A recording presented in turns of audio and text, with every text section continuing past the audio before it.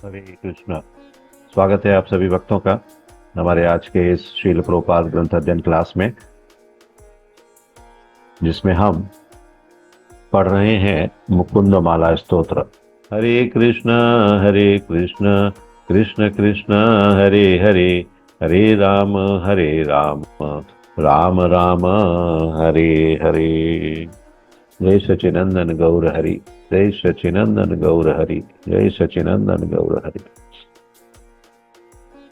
Yes, तो सचिनंदन हमें भक्ति के उस मार्ग पर ले जाने वाले हैं, जिस मार्ग पर राजा कुलशेखर ऑलरेडी चल चुके हैं और हम सबको प्रेरित कर रहे हैं। तो आज हम श्लोक संख्या 4 आरंभ करेंगे। हरे कृष्ण प्रभु प्रणाम सभी भक्तों हरे का कृष्ण प्रणाम। माता जी। श्लोक 4। नाह बंदे तब चरणयो द्वंद्वम अंद्वंद हेतो कुंभी पाकम गुरुम अपि हरे नारकम न अपनेतुम रम्या रामम रदूतनुलता नंदने न पिरंतुम भावे भावे हृदय भवने भावेयम भवं तम। अनुवाद। हे भगवान श्री हरि, मैं ना तो भौतिक संसार के द्वैतों से, ना ही कुंभी पाक नरक के दारुण कष्टों से अपने आप को बचाए जाने के लिए आपके चरण कमलों की वंदना कर रहा हूँ। ना ही मेरा उद्देश्य नंदन कानन में निवास करने वाली कोमल त्वचा वाली सुंदरियों का भोग करना है। मैं तो आपके चरण कमलों पर इसलिए प्रार्थना करता हूँ कि मैं जन्म जन्मांतर आपके हृदय के अंतर्भाग में एकमात्र आपका स्मरण कर सकूं। थैंक तात्पर्य। यू माता जी, थैंक यू माता जी। हरे कृष्ण। यस, तो यहाँ पर ये जो श्लोक है, श्लोक संख्या 4, ये श्लोक, जैसे कि मैंने पिछले श्लोक के बारे में आपको जब चर्चा कर रहा था तो बताया था कि पिछला श्लोक जिस तरह से भक्त और भक्ति के विषय में उल्लेख कर रहा है, ये श्लोक भी उसी क्रम में आगे भक्त और भक्ति के विषय में और स्पष्टता लाता है। तो यहाँ श्लोक संख्या 4 में जब राजा कुलशेखर भगवान को ये निवेदन कर रहे हैं, आप देखो पिछले एक श्लोक में भी भावे भावे शब्द आया था, यहाँ पर भी भावे भावे शब्द आया। क्यों ये शब्द आ रहा है? ये शब्द इसलिए आ रहा है, श्लोक संख्या 3 में भी आया था और श्लोक संख्या 4 में भी आया है। वो कहते हैं कि एक जन्म में नहीं, अनेक जन्मों में, इसलिए भवे भवे शब्द का प्रयोग कर रहे हैं। और भवे भवे में अस्तु भवत प्रसादात, तो भवे भवे मतलब प्रत्येक जन्म में, और यहां भी लिख रहे हैं भवे भवे अर्थात हर एक जन्म में, जो भी जन्म आगे होने वाले हैं। तो क्या प्राप्त करना चाहते हैं वो हर एक जन्म में? कोई धन चाहिए, कोई संपदा चाहिए, कोई अच्छी संतानें चाहिए? कुछ नहीं, सिर्फ भगवान की भक्ति चाहिए। तो ना हम बंदे तब चरणयोर द्वंद्व अद्वंद हेतु, तो ये प्रार्थना कर रहे हैं, ना हम बंदे, मैं प्रार्थना करता हूं। किसके सम्मुख प्रार्थना कर रहे हैं? भगवान के सम्मुख प्रार्थना कर रहे हैं कि द्वंद्व, आपके चरण कमलों के प्रति जब मेरा आकर्षण हो तो जितने भी द्वंद्व हैं उनसे मैं मुक्त हो जाऊं। और कुंभी पाकम गुरुमपि हरे नारकम नापने तुम। कुंभी पाक जानते हैं क्या होता है? कुंभी पाक नरक में दी जाने वाली सजा का एक विकराल रूप है। वो विकट सजा है, सामान्य सजा नहीं है। कुंभी पाक जिसे कहते हैं, कुंभी कहते हैं एक बड़ा कढ़ा, कढ़ाई जो होती है, और पाक मतलब पकाना, उस बड़ी कढ़ाई में डालकर पकाया जाना, वो कुंभी पाक है। कहा गया है गरुड़ पुराण में कि यदि आपने इस जीवन में किसी जीव को भी अगर कढ़ाई में डाल के तला है, उसके पकोड़े बनाए हैं किसी जीव के, तो आप भी कुंभी पाक का आनंद लेने वाले हैं। तो कुंभी पाक जो है वो इस तरह की सजा है, पनिशमेंट है। तो कह रहे हैं कुंभी पाक, वो लोग जहां खौलता हुआ तेल है, खौलते हुए तेल में आपको डालकर पकाया जाता है, क्योंकि आप भी पका के आए हैं। तो जब आपने आनंद लिया है तो भगवान क्यों ना, यमराज क्यों ना आनंद ले, यमदूत क्यों ना आनंद ले, वो भी आनंद लेंगे। हाँ हाँ हाँ, अभी मैं पका रहा हूं इसको। तो पहले ये पका के आया, इसने आनंद लिया, अभी मैं आनंद ले रहा हूं। तो इसलिए अत्यंत गुरु मतलब बहुत भारी, अत्यंत प्रचंड। हरे नारकम नाप नेतु। हे हरि, ये जो नरक इतना कुंभी पाक जैसा दुर्दांत कहना चाहिए, विकराल या कष्ट में, हाँ, जो नरक है उससे भी मुक्ति में नहीं चाहता हूं। भगवान के प्रति ये राजा कुलशेखर की प्रार्थना का स्तर आप देखिए। वो कहते हैं कि आप वो कष्ट देना है तो दे दो, मैं उससे भी बचाव नहीं चाहता हूं, लेकिन मैं क्या चाहता हूं, रम्या अत्यंत सुंदर, रामा रमणी मृदु, तनुलता, लता के समान शरीर वाली, मैं लताओं के समान शरीर वाली सुंदर रमणियों, सुंदर स्त्रियों का संसर्ग भी नहीं चाहता हूं। भावे भवे हृदय भवने भावयेयम भवंतम, कि हर जीवन में जितने भी जीवन आगे आने वाले हैं उन सारे जीवनों में मैं आपके चरण कमलों को भूलूं नहीं, अपने हृदय में उनको स्थापित करके रखूं। तो हे भगवान हरि, मैं ना तो भौतिक संसार के द्वैतों से, ना ही कुंभी पाक नरक के दारुण कष्टों से अपने आप को बचाए जाने के लिए कुछ कर रहा हूं। आप ये मत सोचना कि मैं एस्केप करना चाहता हूं, बचना चाहता हूं इन कष्टों से। कष्ट आप दे दो जितने भी देने हो। और न ही नंदनवन, नंदनवन का उल्लेख किया गया है ना, नंदनवन वो स्थान है जहां की रमणीक लीलाएं हो रही हैं, सर्वोच्च स्थान है। तो उसमें निवास करने वाली कोमल त्वचा वाली बताया गया है। तो कोमलांगी सुंदरियों का भोग मुझे भी नहीं करना है, मैं तो आपके चरण कम। एक तरफ देखो जो दुख है उसकी पराकाष्ठा बताई है, और एक तरफ सुख की पराकाष्ठा बताई है। हाँ? सुख की पराकाष्ठा क्या है कि सुंदरियों के साथ भोग करना, और दुख की पराकाष्ठा क्या है कि वो कुंभी पाक का कष्ट भोगना। तो ये दोनों ही नहीं चाहिए, न सबसे ऊपर वाला चाहिए न सबसे नीचे वाला चाहिए। मुझे क्या चाहिए, मैं तो आपके चरण कमलों पर इसलिए प्रार्थना कर रहा हूं कि मैं जन्म जन्मांतर भवे भवे अपने हृदय में आपको स्थापित कर सकूं और आपका स्मरण कर सकूं, आपका चरणार वंदन कर सकूं। तो ये जो प्रार्थनाएं हैं ना, ये प्रार्थनाएं पढ़ने से ही, इनको समझ, इनका अर्थ समझने से ही, इनका भाव समझने से ही हम कम से कम भक्ति के मार्ग पर उस लेवल पर पहुंच सकते हैं, उस स्तर पर पहुंच सकते हैं जहां जाना इस मानव देह में हमें अपेक्षित है। क्योंकि कोई भी व्यक्ति जिसको ये मानव देह मिला है वो इस देह को भौतिक जगत के आनंद के लिए बर्बाद ना करे, आध्यात्मिक जगत के आनंद को प्राप्त करने के प्रयास में इस शरीर को, इस देह को लगाए। तो जैसे कि प्रहलाद महाराज कहते हैं श्रीमद् भागवतम में कि 5 वर्ष की आयु से जीव को भगवान की भक्ति आरंभ कर देनी चाहिए। 5 वर्ष की आयु से पहले वो अबोध स्थिति में होता है। 5 वर्ष शुरू होते ही उसको थोड़ी थोड़ी बोधगम्यता, मतलब बुद्धि का प्रयोग करना आ जाता है। वो जानता है कि वो क्या कर रहा है, क्या नहीं कर रहा है। इसलिए उस समय से यदि वो भक्ति का मार्ग अपना लेगा तो उसको जीवन में कष्ट नहीं आए। उसके जीवन के कष्ट सभी भगवान हर लेंगे, भले ही वो कितने भी पाप करके आया हो। अगर वो भक्ति के मार्ग पर है तो भक्ति का मार्ग ही है जो कि आपके पापों को जला सकता है। भगवान की शरणागति ही है जो आपके पापों को समाप्त कर सकती है। हाँ? इसीलिए भगवान कहते हैं कि अगर तुम मेरी शरणागति हो गए तो तुम्हें डरने की कोई आवश्यकता ही नहीं है। क्या डरने की आवश्यकता है, अब तो आप आ गए ना सेफ जोन में, मेरे पास आ गए। तो मेरे पास यदि आप आ गए तो फिर आपको कष्टों के विषय में कुछ नहीं सोचना, कष्ट होने वाले ही नहीं है। तो तात्पर्य में जो कहा गया है हम उसको पढ़ेंगे और इसके बाद तात्पर्य को डिस्कस करेंगे। यहाँ पर क्या कहा गया है, मनुष्यों की श्रेणियां बताई जा रही हैं। हम अपने आप को, जैसे उस दिन हमने पूछा था कि हम किस श्रेणी में आते हैं, इसमें भी हम चुन सकते हैं हम कौन सी श्रेणी में आते हैं। नास्तिक और आस्तिक, ये जो श्रेणियां हैं, ये श्रेणियां हमारा भविष्य तय कर रही हैं। और किस तरह से ये भविष्य तय कर रही हैं अभी हम धीरे धीरे इसको जानते जाएंगे आगे आगे।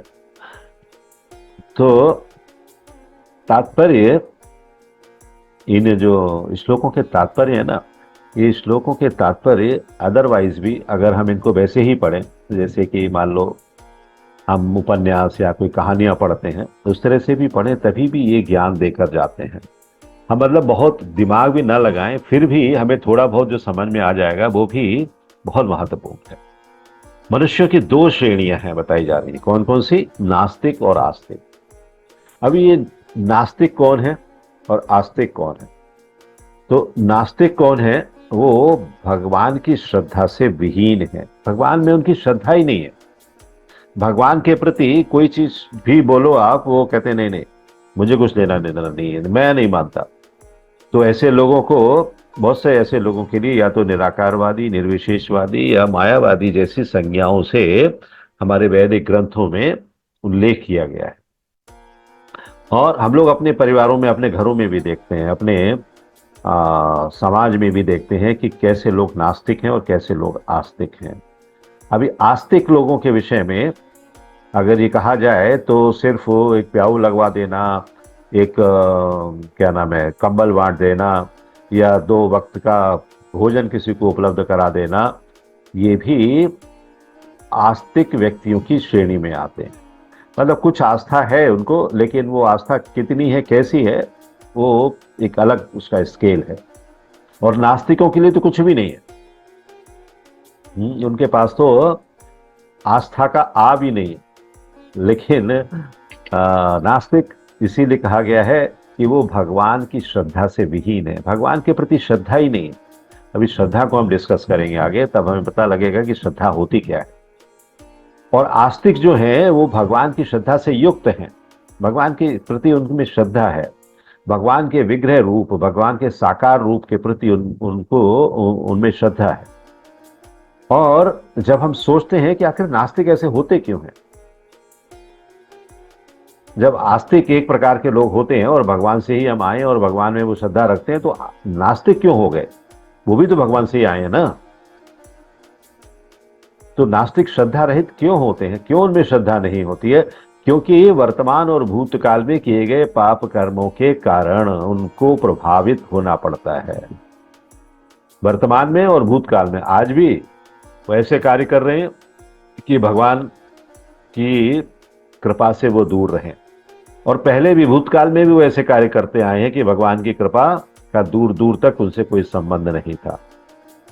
इसलिए उनकी मनोवृत्ति ऐसी बन जाती है और वे नास्तिक हो जाते हैं। जब आपने भगवान की शरणागति का सुख लिया ही नहीं है, तो आप उस सुख के बारे में क्या सोच सकते हो? कुछ नहीं सोच सकते। आपको तो बस करलौन के गद्दे पर लेटना वही सुख है, दूसरा कोई सुख नहीं है। तो ये जो सुख है, ये सुख आपको तभी मिल सकता है जबकि भगवान की कृपा आपको प्राप्त हो।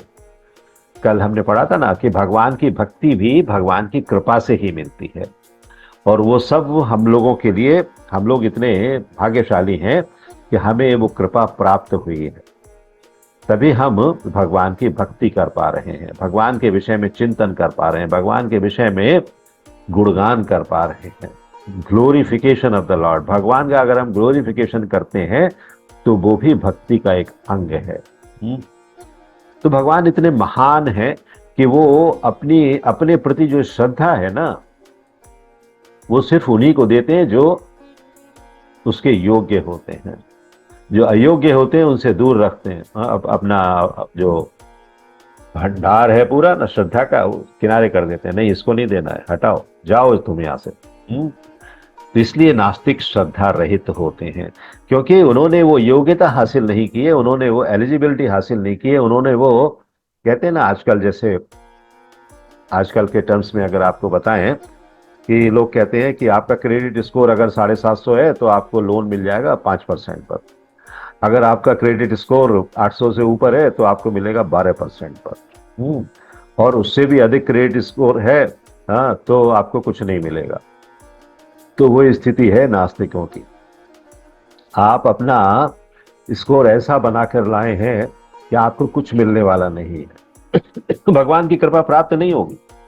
तो भगवान की कृपा प्राप्त करने के लिए आपको अपना भक्ति का क्रेडिट स्कोर जो है वो हाई बनाना पड़ेगा, अगर आप भाई बना लेंगे तो क्या होगा कि आप भगवान की श्रद्धा से युक्त होते चले जाएंगे।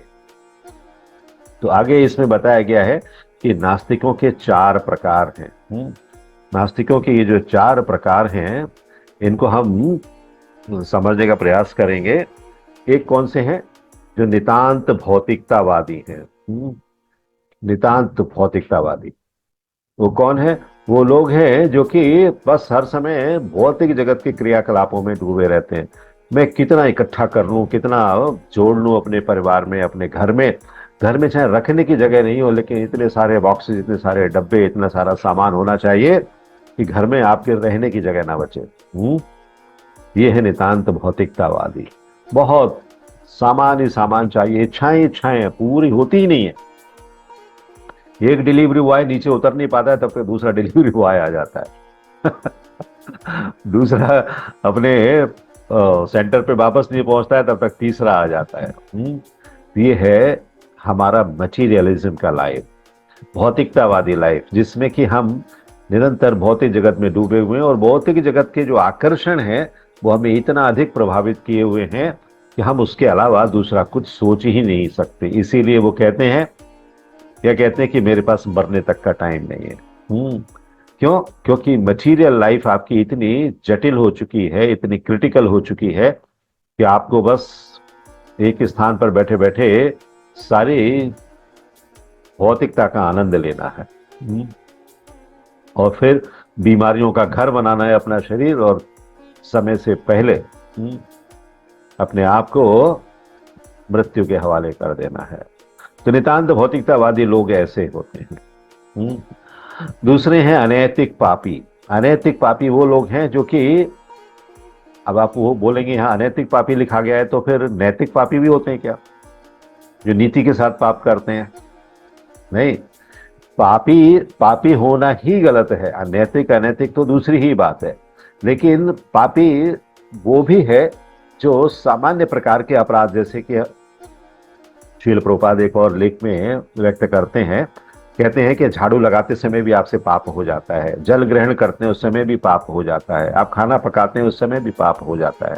लेकिन ये पाप क्षम्य है, क्योंकि आप वो पाप किस लिए कर पा रहे हो? भक्ति करने के मार्ग में आने वाले ये छोटे छोटे जो पाप हैं वो क्षम्य है। भगवान क्षमा कर देते हैं उनको, क्योंकि आप भगवान का भोग जल बनाने के लिए आप अग्नि प्रज्वलित कर रहे हो, उसमें थोड़े थोड़े कीड़ पतंगे जल जाते हैं, वो पाप हो जाते हैं।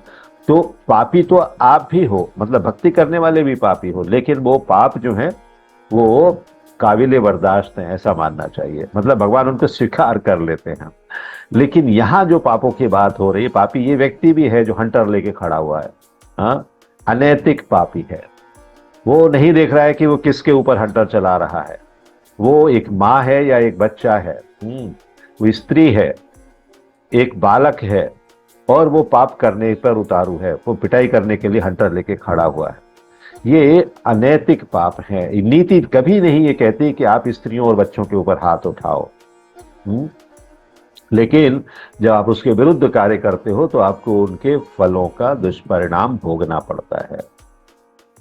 तो ये नास्तिक व्यक्ति हैं।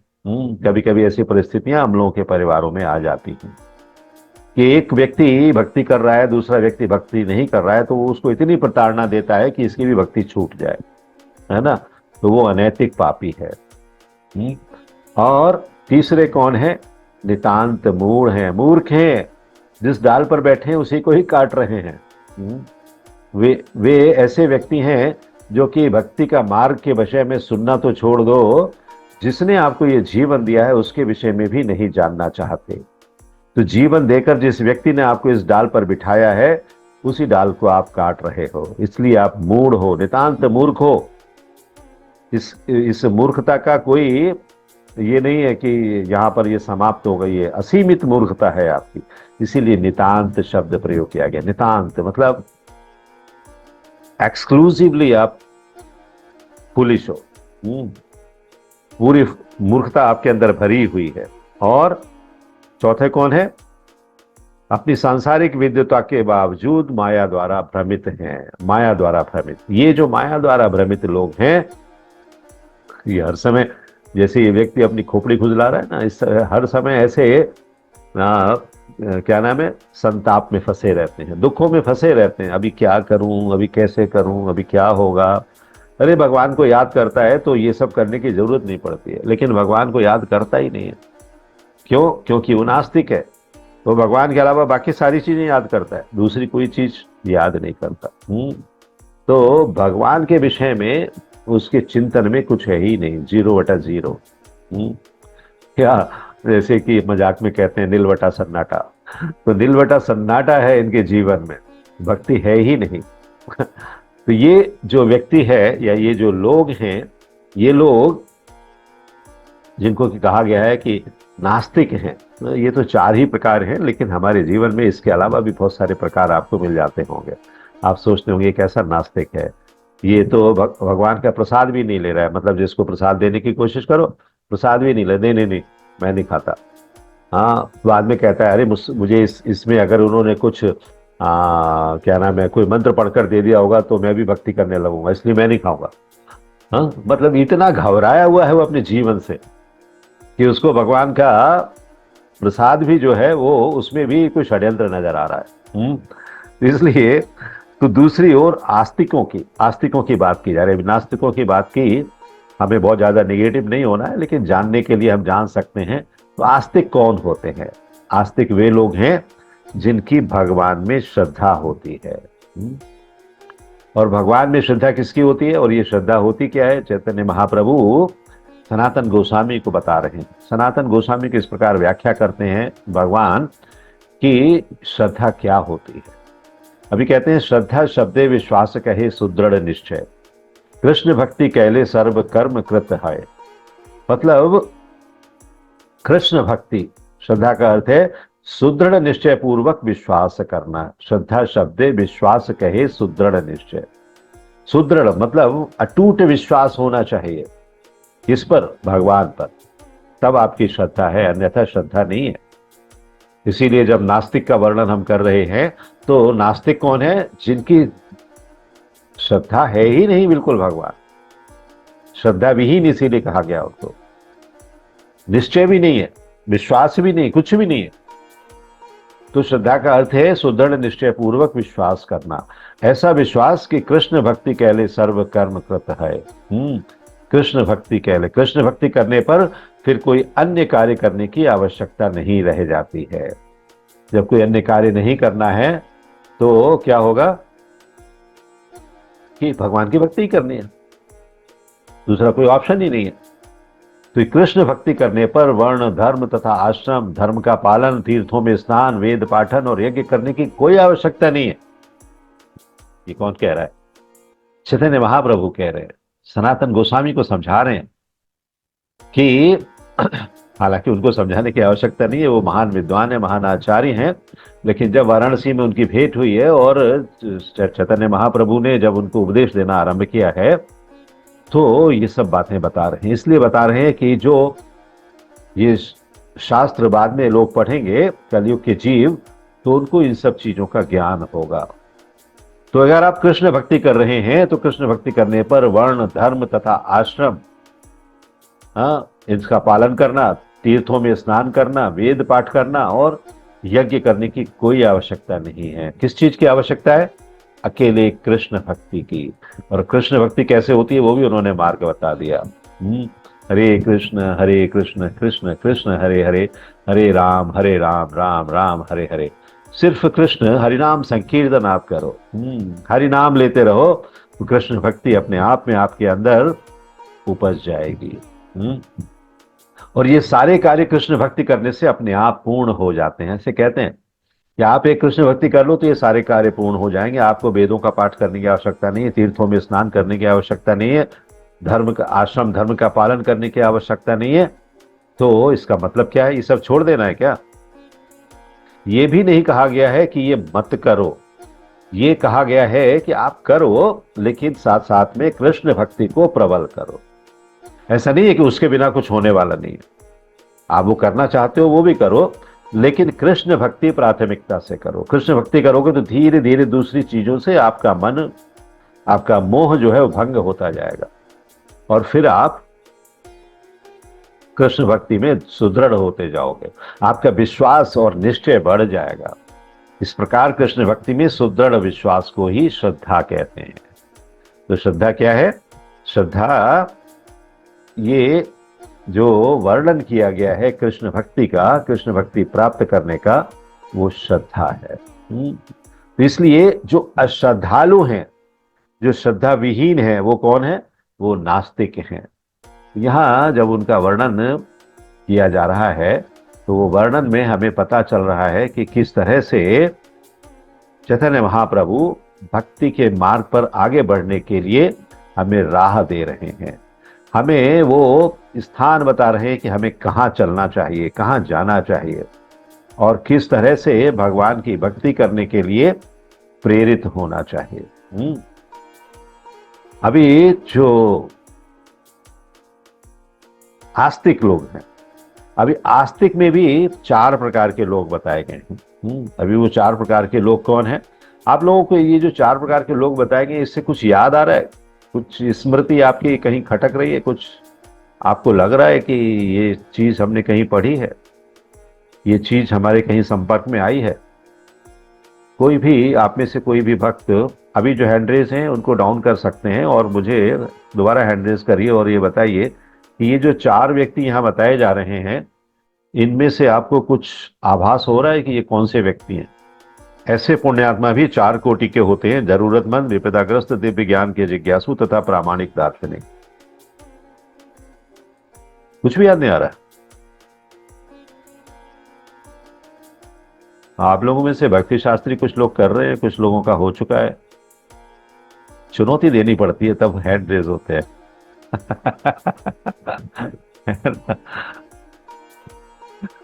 एस्पायरिंग फॉर भक्ति, निकुंजा माता जी कह रही है। यस, कौन बताएगा? 4-5-6 हैंड रेज हैं। मैं सबसे नहीं पूछता हूँ, कुछ ही लोगों से पूछूंगा। यस, करुणा सारस्वत माता जी बताइए। हरे कृष्णा प्रभु जी। प्रभु जी, इसका है ना भगवत गीता में वर्णन आता है 8वें अध्याय में, जो 8 जिज्ञासु, अर्थार्थी और ज्ञानी भक्त हैं। आर्त, अर्थार्थी, जिज्ञासु और ज्ञानी भक्त हैं। अच्छा, यस, विपिन विलास प्रभु।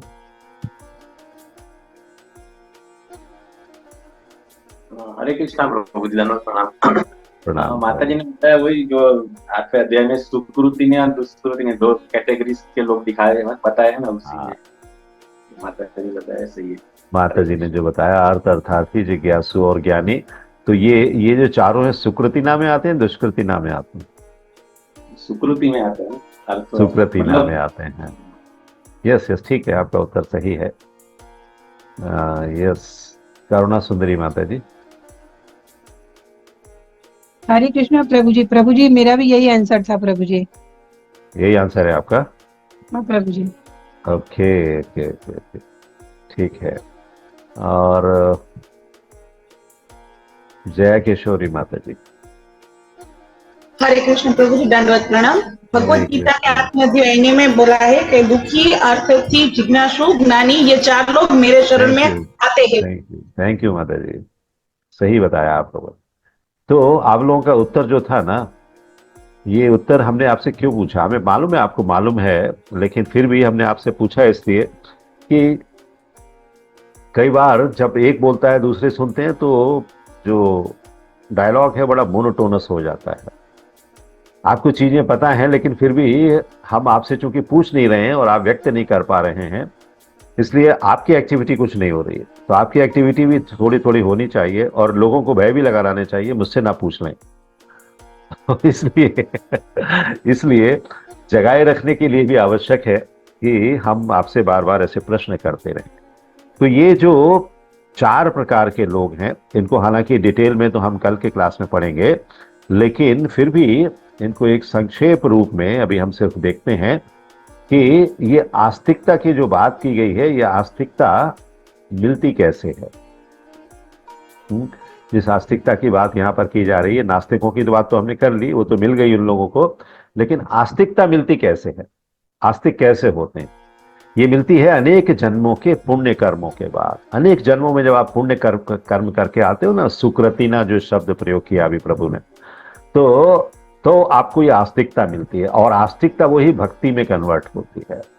तो पुण्य कर्म करने वाली ऐसी पुण्य आत्माओं को 4 भागों में रखा गया है, यहाँ जो बताया गया है। जरूरतमंद, विपदाग्रस्त, जिज्ञासु और दार्शनिक। आर्त अर्थार्थी, जिज्ञासु और ज्ञानी। तो जिज्ञासु और दार्शनिक जरूरतमंद और विपदाग्रस्त से श्रेष्ठ माने गए हैं, ऐसा इस तात्पर्य में श्रील प्रभुपाद व्यक्त करते हैं।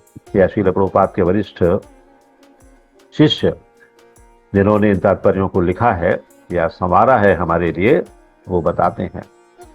क्योंकि 1 और 2 तात्पर्य जो हैं मेनली, और बल्कि यहाँ 4 तक भी वो श्रील प्रभुपाद ने लिखे हैं, और बाकी के तात्पर्य जो हैं उनके वरिष्ठ शिष्यों ने लिखे हैं, और उनको समझने का, समझाने का प्रयास किया है।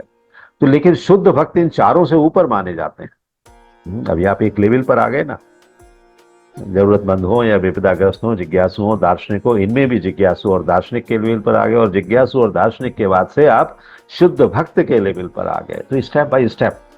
लेकिन शुद्ध भक्त इन चारों से ऊपर माने जाते हैं, क्योंकि वे भक्ति के दिव्य पद पर स्थित होते हैं। हाँ, तो भक्ति का दिव्य पद क्या है? भक्ति का दिव्य पद वो है जहां भगवान के चरणारविंदों के अलावा और कुछ है ही नहीं।